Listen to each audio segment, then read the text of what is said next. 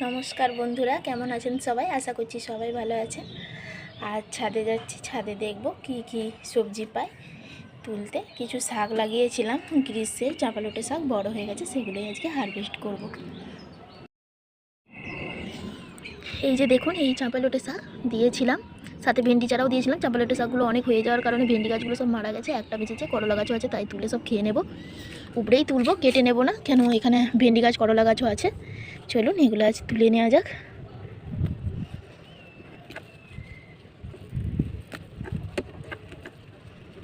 অনেক বড় বড় হয়ে গেছে, অনেক দিন থেকেই করবো করে করা হয়নি তো, তাই শাকগুলো দেখুন অনেকটাই বড় হয়ে গেছে। আর একটা ট্রেতেও দিয়েছিলাম, কিন্তু বৃষ্টিটা হয়েছিল যে কিছুদিন আগে, তাতে মারা গেছে। দেখুন কত বড় বড় হয়েছে শাকগুলো। দেখুন কোকোপিটের মধ্যে দিয়েছিলাম বলে গাছগুলোর শিকড়গুলো কত বড় বড় হয়েছে, আর দেখতেই পাচ্ছেন গাছে এই যে এখনও জড়িয়ে আছে কোকোপিটগুলো।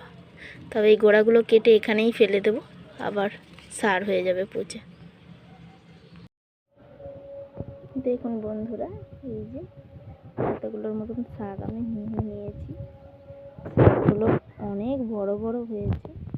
ট্রেতে আর কিছু রয়ে গেল, আর নেব না, কেন আমরাও 2 লোক, এতগুলো একসাথে খেতেও পারবো না।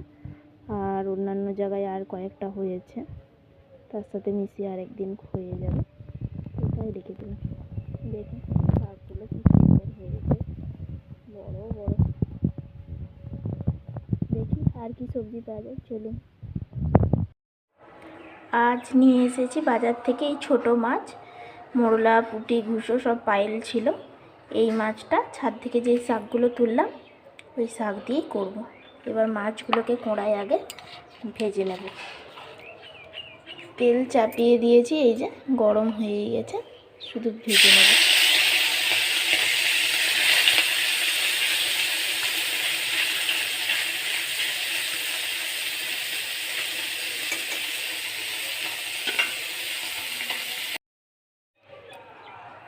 এই কড়াতেই দিয়ে দেব আর একটু সর্ষের তেল, আর ফোড়নেতে দিয়ে দেবো 2টো শুকনো লঙ্কা, একটা শুকনো লঙ্কাকে ছিঁড়ে দিয়েছি। আর প্রথমে এই যে কাঁচা পেঁয়াজগুলো কুচিয়ে রেখেছিলাম। মাছগুলো আমার ভাজা হয়ে গেছে বন্ধুরা, এবার তুলে নেব। আর এই ছোটো মাছ জানেন তো, আমার তো বেশ প্রিয় বড়ো মাছের থেকে। কার কার এই ছোটো মাছ খেতে ভালো লাগে অবশ্যই জানাবেন, কেমন।